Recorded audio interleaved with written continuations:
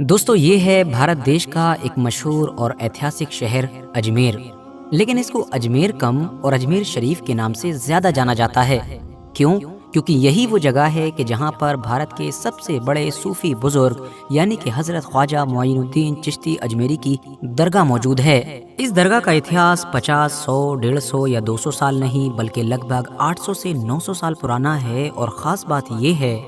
कि इस दरगाह से जिस तरह से हमेशा से मुसलमान जुड़े हुए हैं, बेशुमार मुसलमान इससे अकीदत रखते हैं, बिल्कुल वैसे ही हिंदुओं या फिर बाकी धर्मों की भी एक बड़ी आबादी इस दरगाह से जुड़ी हुई है और इससे अपनी आस्था रखती है। और आज भी अगर आप लोग इस शहर के अंदर जाएंगे, इस दरगाह पर जाएंगे, तो देखेंगे कि जितनी तादाद में यहाँ पर मुसलमान होंगे, शायद उतनी ही तादाद में हिंदू या फिर बाकी धर्मों के लोग नजर आएंगे। अजमेर में मौजूद इस दरगाह की अहमियत कितनी है, इस चीज़ का अंदाज़ा बस इसी बात से लगाया जा सकता है कि इतिहास में पाए जाने वाले बड़े बड़े राजाओं, महाराजाओं, बादशाहों और सुल्तानों को तो छोड़ ही दीजिए, आज के दौर में भी भारत के अंदर सरकार चाहे कांग्रेस की हो या बीजेपी की हो, देश के बड़े बड़े मिनिस्टर्स यहाँ पर अपनी चादर वगैरह ज़रूर भेजते हैं। इसी साल ही मतलब 2024 के जनवरी के महीने में मौजूदा प्रधानमंत्री नरेंद्र मोदी ने भी यहाँ पर चढ़ाने के लिए एक चादर पेश की थी। अब अगर कुछ इंटरेस्टिंग हिस्टोरिकल फैक्ट्स पर नजर डालें तो भारत के इतिहास के एक बहुत ताकतवर और मशहूर मुगल बादशाह मतलब के अकबर सम्राट से जुड़ी हुई एक बड़ी ही जबरदस्त चीज मिलती है। किताबों में मिलता है कि जलालुद्दीन मोहम्मद अकबर के जिनका भारत पर राज चला करता था, वैसे तो उनके पास सब कुछ था लेकिन उनको एक ही चीज का अफसोस रहता था और वो था औलाद ना होने का। 2 बेटे हुए भी थे, हसन और हुसैन, लेकिन उनकी एक ही महीने के अंदर मौत हो गई थी। अबुल फजल की मशहूर किताब आईने अकबरी के मुताबिक एक बार अकबर को कहीं से ये खबर मिली कि अजमेर के अंदर एक मशहूर और बड़े सूफी बुजुर्ग यानी कि ख्वाजा मुइनुद्दीन चिश्ती की दरगाह है, वहाँ पर जो भी मन्नत मांगी जाती है वो पूरी हो जाती है। इसीलिए अब अकबर ने भी ये मन्नत मांगी कि अगर उसको एक बेटा पैदा होता है तो वो इस दरगाह पर हाजिरी लगाने आएगा, वो भी पैदल चलकर। दोस्तों ये बेटा पाने की चाहत ही थी कि जिसने अकबर को उस दौर के एक और मशहूर सूफी बुजुर्ग से मिलने के लिए मजबूर किया। ये मशहूर सूफी बुजुर्ग आगरा के शेख सलीम चिश्ती थे, जिनका ताल्लुक भी इसी चिश्ती सिलसिले से था। बादशाह अकबर पहली मुलाकात में ही शेख सलीम चिश्ती से इतना ज्यादा इंस्पायर हो गया कि अब मानो वो बार बार उनसे मिलने के लिए आता रहता था। माना जाता है कि एक बार अकबर ने शेख सलीम चिश्ती से पूछा कि मुझको कितने बेटे होंगे। शेख ने जवाब दिया कि 3 बेटे होंगे और बिल्कुल हुआ भी ऐसे ही, क्योंकि कुछ सालों के बाद ही अब अकबर का पहला बेटा पैदा हो चुका था। शेख सलीम चिश्ती की निस्बत से ही अकबर ने अपने इस पहले बेटे का नाम सलीम रखा और यही वो सलीम था कि जो आगे जाकर बादशाह जहांगीर के नाम से जाना गया। RH नेटवर्क के नॉलेजेबल फ्रेंड्स पार्वती शर्मा की एक काफी मशहूर किताब है जिसका नाम है N intimate portrait of a great Mughal Jahangir. इसमें उन्होंने एक बड़ा ही दिलचस्प किस्सा लिखा है जिसके मुताबिक बादशाह अकबर ने एक बार अपने सूफी बुजुर्ग यानी कि शेख सलीम चिश्ती से पूछा कि आप कितना वक्त और इस दुनिया में हमारे साथ जिंदा रहेंगे। इसके जवाब में शेख सलीम चिश्ती ने कहा था कि तब तक कि जब तक शहजादा सलीम अपना पहला सबक याद करके उसको हूबहू दोहरा ना दे। अकबर ने जैसे ही ये सुना फौरन ही अपने बेटे सलीम का पढ़ना लिखना सब कुछ बंद करवा दिया और इस चीज पर नजर रखने लगा। लेकिन फिर भी अचानक से एक दिन हुआ ये कि सलीम ने कुछ सुना और उसको हूबहू वैसी दोहरा दिया। नतीजा ये हुआ कि अगले ही दिन शेख सलीम चिश्ती की तबीयत धीरे धीरे खराब होना शुरू हुई और कुछ दिनों के अंदर ही फिर शेख सलीम चिश्ती इस दुनिया से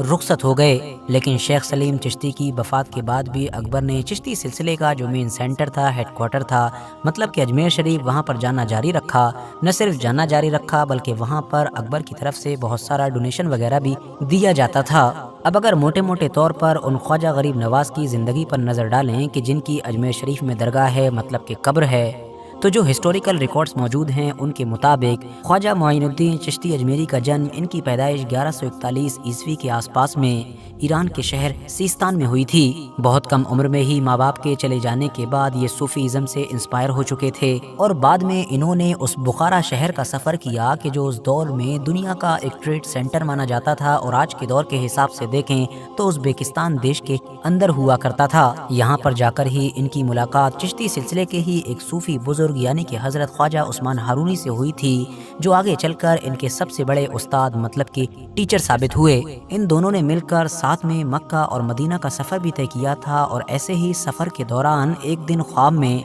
حضرت خواجہ معین الدین چشتی اجمیری کو پیغمبر حضرت محمد صلی اللہ تعالی وسلم کا دیدار ہوا اور ان کی طرف سے ہی ان کو ہندوستان کے دلی جانے کا حکم دیا گیا، اور یہاں سے ہی پھر حضرت خواجہ معین الدین چشتی کا ہندوستان کا سفر شروع ہوا۔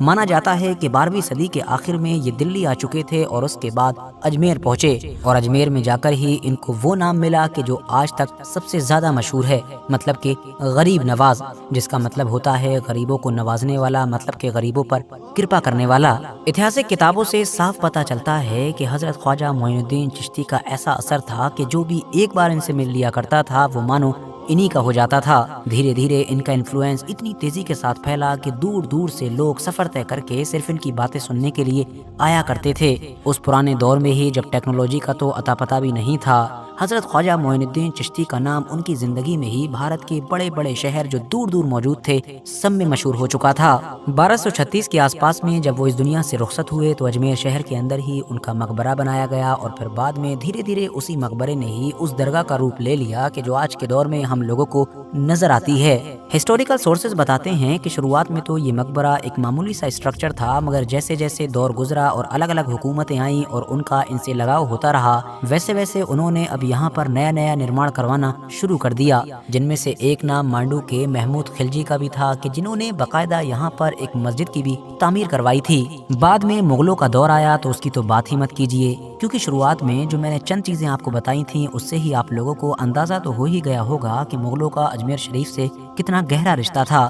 ایون بادشاہ شاہجہاں کے جو 2 بچے تھے، مطلب کہ جہاں آرا اور دارا شکو، ان دونوں کی تو پیدائش ہی اجمیر کے اندر ہوئی تھی۔ شاہجہاں کی بڑی بیٹی مطلب کہ جہاں آرا خواجہ معین الدین چشتی کو بہت زیادہ مانا کرتی تھیں، اور اسی لیے انہوں نے ان کی ایک بایوگرافی بھی لکھی تھی۔ پرانے دور کے چاہے تغلق سلطنت کے حکمران ہوں، بیچ کے چاہے شیر شاہ سوری ہوں، یا پھر نئے دور کے یہ حیدرآباد کے امیر سے امیر نظام ہوں، ان سبھی کا اجمیر شریف سے بہت گہرا رشتہ رہا۔ نئے دور کی بات کریں تو سن 1911 میں جب انگریزوں کے ایک حکمران مطلب کہ جارج 5 کی تاج پوشی ہوئی دلی میں، تو اس کے بعد جو ان کی رانی تھی مطلب کہ میری، انہوں نے اجمیر کا دورہ کیا، اور خاص طور سے وہ اجمیر درگاہ بھی گئی تھیں۔ وہاں پر انہوں نے درگاہ کی ایک ٹنکی کی مرمت کے لیے اس دور میں 1500 کی ایک رقم بھی دی تھی، جس کی وجہ سے آج تک اس ٹنکی یا کہہ سکتے ہیں کہ اس حوض کو وکٹوریا ٹینک کے نام سے جانا جاتا ہے۔ اگر آپ لوگ اجمیر کی اس درگاہ کو وزٹ کریں گے تو آپ دیکھیں گے کہ یہاں پر خواجہ معین الدین چشتی اجمیری کے علاوہ ان کے پریوار کے 8 اور لوگوں کی قبریں موجود ہیں۔ ساتھ ہی یہاں پر آپ لوگوں کو ایک مسجد بھی دیکھنے کو ملے گی جس کو اکبری موسک کے نام سے جانا جاتا ہے، اور جس کو کسی دور میں مغل بادشاہ شاہجہاں نے تعمیر کروایا تھا۔ اس کے علاوہ یہاں پر مغل ایمپرر جہانگیر اور شاہجہاں ان دونوں کی ایک ایک بیٹی کی قبریں بھی موجود ہیں۔ اجمیر کے اندر 3 گیٹ موجود ہیں، جن میں سے ایک کو کہا جاتا ہے نظام گیٹ، جو دراصل حیدرآباد کے مشہور نظام میر عثمان علی نے بنوایا تھا، جبکہ باقی بچے ہوئے 2 گیٹس میں سے ایک کو جنتی دروازہ تو دوسرے کو بلند دروازے کے نام سے جانا جاتا ہے۔ یہاں پر ہر سال ایک بار عرس بھی منایا جاتا ہے، اور اگر اسلامک کیلنڈر کے حساب سے دیکھیں تو یہ عرس رجب کے مہینے میں آتا ہے۔ اس عرس میں اجمیر کی اس خاص درگاہ پر حاضری دینے کے لیے لاکھوں لوگ پہنچتے ہیں۔ عرس کے دوران کھانا وغیرہ بنانے کے لیے یہاں پر 2 خاص دیگوں کا استعمال کیا جاتا ہے، اور آپ کو جان کر شاید حیرانی ہوگی کہ یہ دیگیں سائز میں تو کافی بڑی ہیں ہی، مگر حد سے زیادہ پرانی بھی ہیں، کیونکہ ان میں سے ایک دیگ تو وہ ہے کہ جو کسی دور میں بادشاہ اکبر نے یہاں پر پیش کی تھی، جبکہ دوسری دیگ وہ ہے کہ جو بادشاہ اکبر کے ہی بیٹے مطلب کہ بادشاہ جہانگیر نے پیش کی تھی۔ اس میں سے جو بڑی دیگ ہے مانا جاتا ہے کہ اس میں ایک بار میں 2800 کلو چاول آسانی کے ساتھ بنائے جا سکتے ہیں، جبکہ جو چھوٹی دیگ ہے اس میں بھی لگ بھگ